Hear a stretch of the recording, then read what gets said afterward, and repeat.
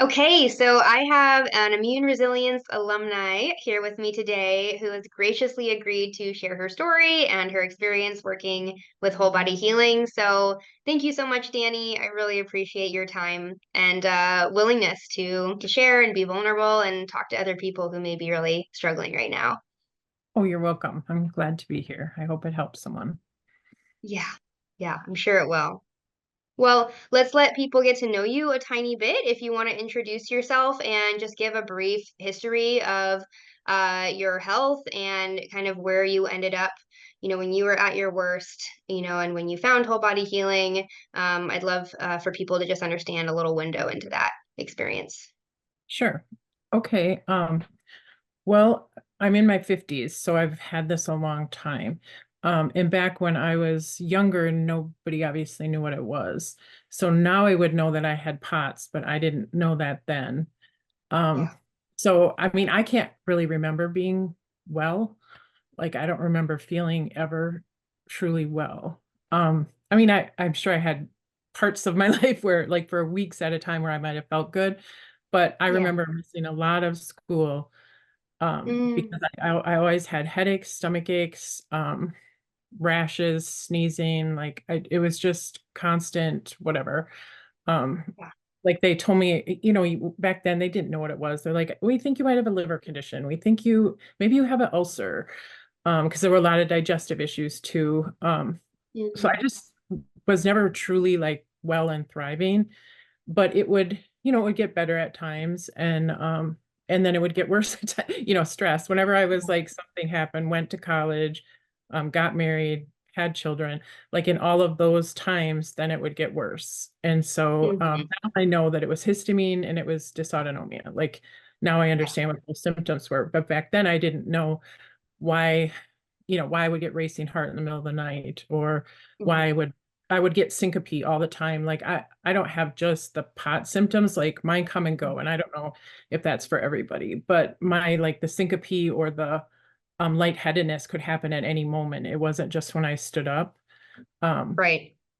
so I don't there were times where I thought maybe I had a seizure because if no one was there, I would kind of actually like kind of come to and be like slumped in a chair or something. And I'd be like, I don't know, Uh-huh. but something happened, so Yeah. I don't know exactly like 'cause syncope is when you don't actually pass out, but I know there were a couple times where I kind of woke up like I think I did kind of go out a little bit. Yeah. But so yeah, so just a lot of that can't wear I can't wear clothes that have like any like polyester and things like that or broke out from Mm. anything. Couldn't wear perfume, couldn't wear makeup, would walk down the aisle at the Walmart with the detergents and I would like literally start going like this. Like I would feel Oh, weak wow. at the end of the aisle, Yeah. Yeah. or like around the roundup. When I first moved on the farm here, we live on a farm, and my husband was doing roundup around the fences. And I got a whiff of it one day, and I was just like, I don't know what that is, but stop, like, get rid of it. Wow. Like, I Yeah. can't be around. That's really awful. So, yeah, so it's really, as you know, it's very limiting. Like, you just find your Yes. world get smaller and smaller because you just don't know what you're going to find out there. And it just seemed like, uh, there was always something that could make me pass out or make me sick or make me, nauseous or so Right. it's, but you struggle through because nobody knows. I went to every kind of doctor, functional medicine, alternative Chinese medicine. Um, actually got the most help before you. I got the most help from the Chinese medicine guy because they Mm-hmm. basically treated me. The similar idea was like, well, you have some autoimmune, we just treat it this way. They didn't try to Right. like pin Yeah. it into exactly what it was. And so then I had some success with that. And then I had some years where um, they helped me to find where I took out wheat and that kind of thing. I Okay. took out grains and legumes actually. Well, that made a huge Uh-huh. improvement. That I had about like 7, 8 years where I had pretty good health, the best I'd had in my life. And Mm-hmm. I felt like, oh, this is what living is like. Like I can travel and I can Right. want um and then how you kind of life happens and pretty soon you're eating a little of this and a little of that and um And then I got Lyme's disease 2 years ago. Okay. And it seemed like that really tanked everything. And that's when I Mm, developed this Meniere's. I got a Meniere's diagnosis shortly after that. I had had some symptoms before, so I'm not saying that it caused it, but it went right. from a once a year thing to a like often thing, which is Mm, it's like vertigo and tinnitus and that kind of thing with the Meniere's. But so everything just like got worse and worse and worse and worse. yeah. And it was like that was 2 years ago. And just this time of year, it was 2 years ago. And so then by last fall, well, last August, I just basically became bedridden and I couldn't Wow. hardly do anything.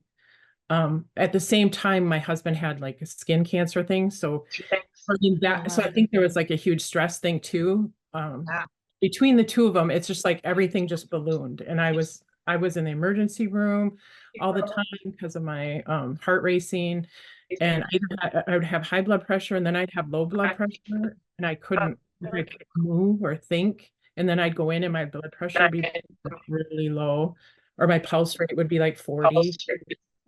So all the symptoms kind of got worse at once. And I was just in and out of the emergency room for about 2 months there. It just seemed like every other week or so I would end up in the emergency room, either for the Meniere symptoms or because my pulse rate was going up and down. And especially when it would go low, it would be hard. But I mean, well, I also went for tachycardia because then I had a really high day. And so I actually was there for that too. So it just seemed like everything was going crazy.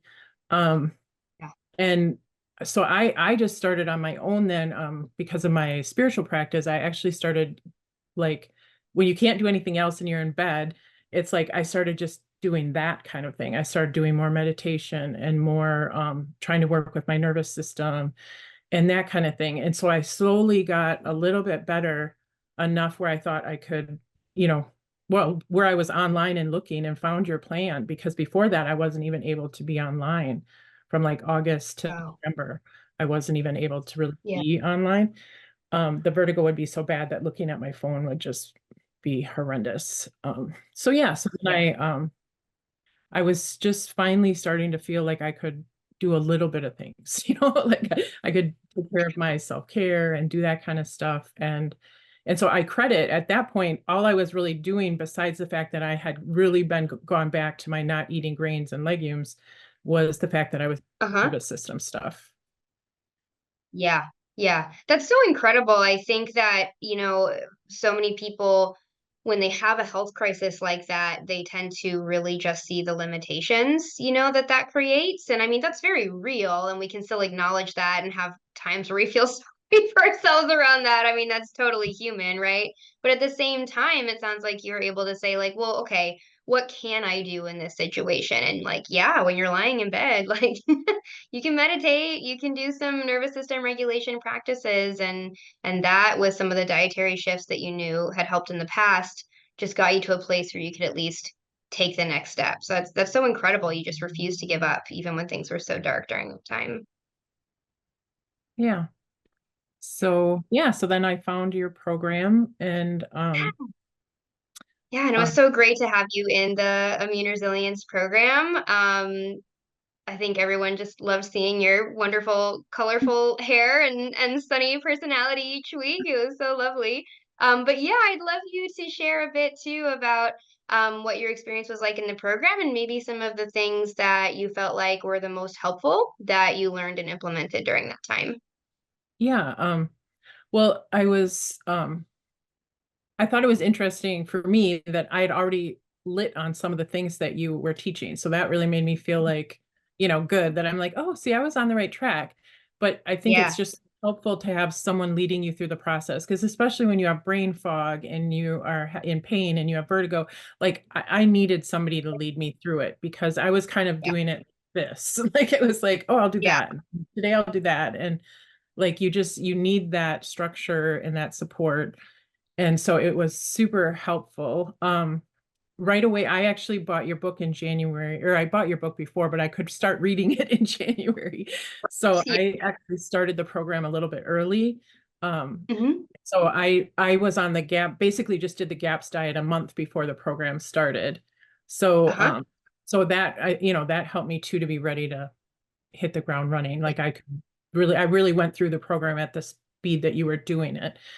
And I don't know if Uh-huh. I would have been able to do that if I wouldn't had that month of gaps. Because in the first month I felt horrible. When Yeah. you diet and I thought I had taken out half those things already, so I really didn't think it would be a big deal. And I was immediately detoxing just really heavily, just yeah, just Wow. nauseous. Isn't that incredible? Yeah, Yeah, because I do get that a lot. I just really want to highlight what you shared there because I think it's very insightful that I get people a lot who are like, oh, I already have taken out gluten and sugar, or like I already eat grain free, and they don't think going through GAPS or a similar, specific carbohydrate diet is going to be that different. But and I had this experience too. Like I had really pared down what I was eating too, and it was very clean. And I only had like some quinoa and sweet potatoes like still in my diet that were not allowed on GAPS. And I thought like, okay, like close enough. I can like take the leap. And I also had like one of the most brutal detox experiences ever heard yeah, of. So yeah, sometimes just those fine points can really make all the difference. exactly. Because I mean, like my vegetables are like I grow them. I know there's nothing on them, and we've eaten Yeah. organic. We've eaten organic since my son had cancer when he was 5. So for 30 years, when before people were really thinking about it, we've been eating that. Yeah. So yeah, so I was surprised, but it was tough. It was a tough Yeah. month. And then I started on the soup, and then and I started feeling really good, and then felt really terrible. So it's like, it came and went. But it was like I could keep seeing that every time I felt good, I actually felt better than I did the last time. So I could see that I was like leveling up. And that Yes.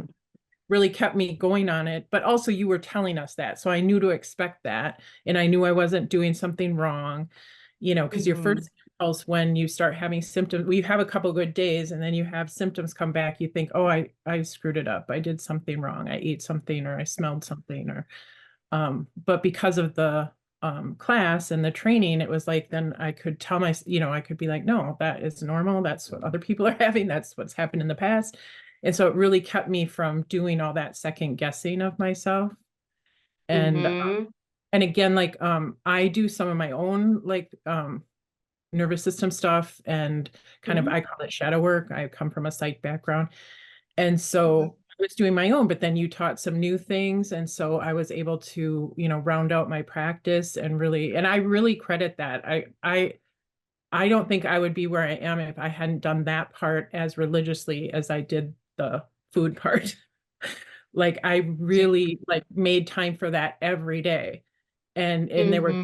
that's the part that was getting me through the detox symptoms. And so Yeah. anyone who's, that I'm talking to, like friends and I have friends with autoimmune who are asking like how it's going in that. And that's what I tell them. I'm like, you can't just do the diet. I did the diet for like 7 years and I didn't get to this point. And I think Right. that because I wasn't doing all the nervous system stuff and even, and I was Absolutely. at a work, but there's other, more body work and stuff that you taught and that I was started, incorporating that with the shadow work. And so yeah, I just can't stress enough like how important I think that part is. Um, And that's why we have the program set up the way we do, because I I see that all the time, that people who really make the most significant progress are taking the mindset work and the nervous system work just as seriously as the diet and the detox. And I think that very often in the health world, even if there's lip service paid to like, oh, you have to manage your stress, you have to keep your nervous system calm, like it's still not really emphasized as like a consistent daily practice. So that's why we don't just like have people get a diet plan and like call it good. We want people to do the whole spectrum of practices together because you have to have that bird's eye view. Like when you're in the depths of a detox response, like if you are stuck in that like ruminating place in your mind, it's so easy to just give up or be like, I don't want to suffer like this anymore. Like I'll just take, the chronic illness I was having before over this. But when you zoom out and you can get that bird's eye view of like, oh, every time I go through this, I come out feeling better. that's like this very like mindful, meditative, zoomed out view to have on life, to be able to have that perspective. And you have to cultivate the ability to see things that way. So that makes so much sense about, like honestly why you were so successful in the program, I think, is you really did take that so seriously. Yeah, I mean, I really do. I think that is the key or one of the keys. And the thing that I've been noticing lately is that so on a good day, because I had days where I was kind of okay before, but there was this underpinning of like fragility or like Uh, I always felt wobbly. Like so even if I was having a day and I wasn't having a terrible symptom and maybe I even got to go like get groceries and run some errands and um but I felt like this shakiness within me. And I don't mean that like literal shaking. Well, sometimes it was literal, but a lot of times it was more of just an energy thing. And that's the biggest thing I notice now is how solid I feel. I have like just yeah a solidness to me. I don't know how else to explain it, but I don't yeah. feel that shaky vulnerability now. I feel like I have some strength built up or something, and that I'm not going to just like I don't have to worry that a smell or something is going to throw me off. So Yes. that is just like that's huge to me. Like I just to feel this sense of like confidence in myself and my body and like that's really big. I haven't had that for years. So Yeah. And sometimes it is just this, it's like hard to put it into words completely because it is such a felt sense, but there's some kind of knowing of like something is different. Like I have a stronger foundation now. That's beautiful. yeah, yeah. So even when I have a bad day, I have it's different because it's like, Yes.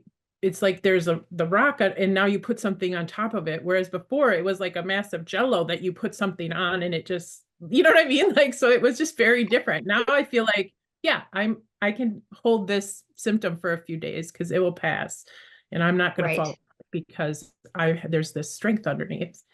And so Yeah. yeah, it's really, really helped with being able to go through the different detoxes and because I'm still oxalate detoxing.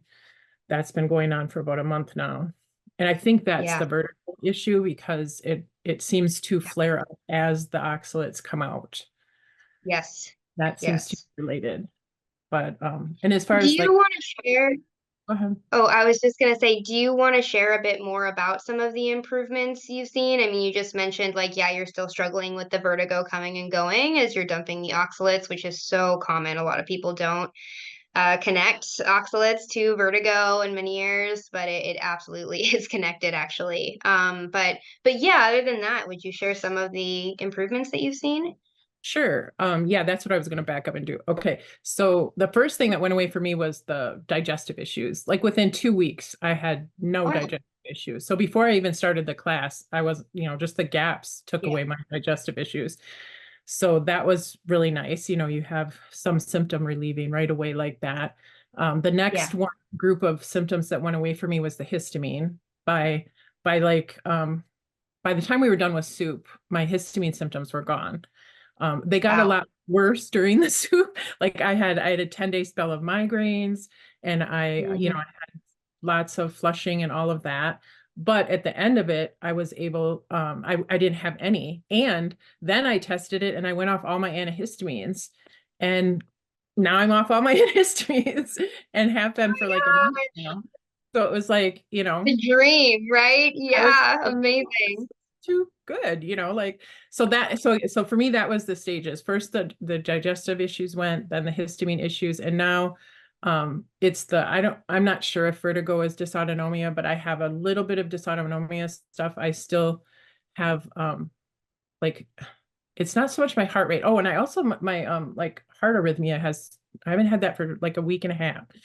So that Ooh, that nice. is really good Yeah, because it's been a long time. I've had spells in my life where I've gone this long without it, but not in years. So that yeah. feels really good.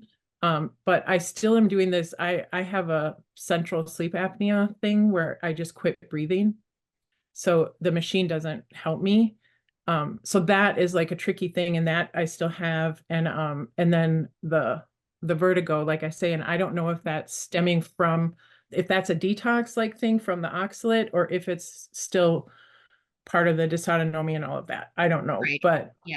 Yeah. But when I started with the when we got through with soup, see my oxalate dumping didn't start till like the end of soup. So I was like, oh, Yeah. I got through without having any oxalate dumping. And then it started and it was Interesting. my vertigo got Wow. worse. I got rash all over me. I had these red dots all over me and I had some stomach issues and all of that. And so it lasted a couple weeks and I had about a week reprieve and now it's coming back. But I know what it is now. It's like, and it Yes. really, I do the lemon water and my electrolytes. I make sure I do that really well. And that seems to be supporting me while I go through the oxalate dumping. But Excellent. um, yeah, so that's all I have left now is like that. Those are my last symptoms. And so now like I'm functional. I mean, I still don't always drive because of the vertigo. If I'm having vertigo, I don't drive. But I can do everything else. Like I've planted my whole garden and you know what I mean? Like I'm just doing all my things. I'm seeing my friends, I'm going to my classes. And yeah, so this is like the first month of doing all of that I've had in like 4 years. So Oh, oh, that's amazing. And just to think, like, just a few months ago, you were completely stuck in bed, and now yeah, you're planting your garden and you're seeing friends, and you don't have any antihistamines you're having to take. I mean, I'm just so happy for you, Dani. yeah, I'm on no medications at all right now. So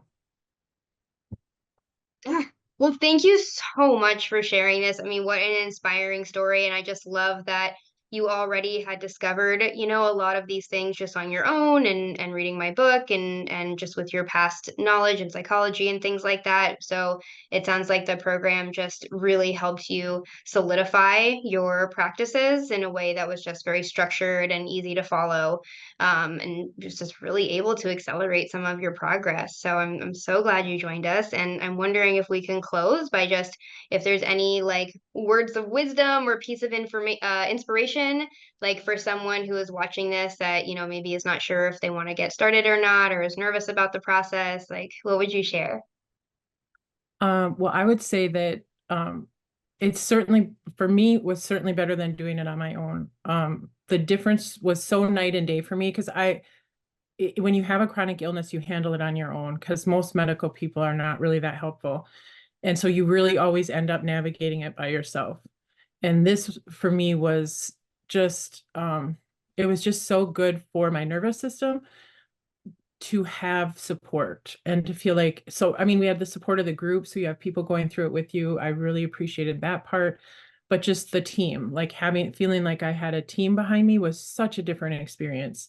And I think it actually like, kind of healed some medical trauma for me too because like I really had gotten to that point where I don't trust medical people, I don't expect anything from them, and this made me feel like there were people that are helping and really know what they're doing.